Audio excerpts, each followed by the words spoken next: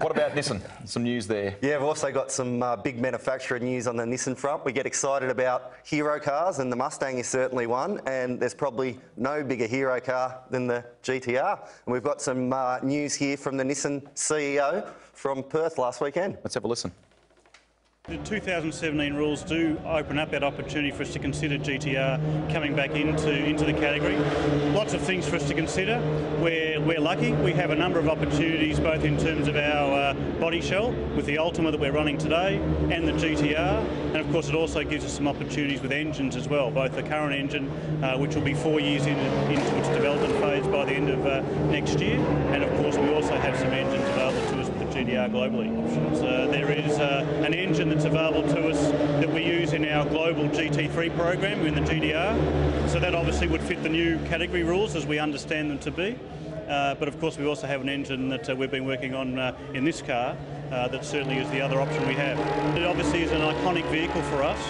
It runs a very high level of technology, and we have to match what we expect out of the current global basis. The move for us to bring it into this sport will be a big step if that's an option for us.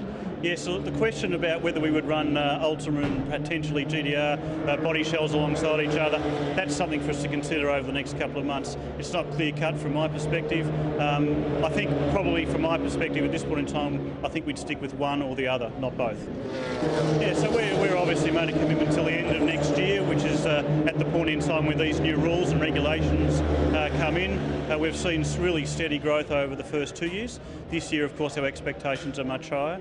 And then, of course, next year, after 3 years of development with the package, we would expect to be really competitive next year. And that's why it's going to be a really big dilemma for us as to what we do in 2017. Well, that's the Australian boss, Richard Emery of Nissan Motor Company, and that's Managing Director Code Talk for You Better Win Races, Ricker. Yeah, that's what I got from it. Yeah, that's exactly what it means.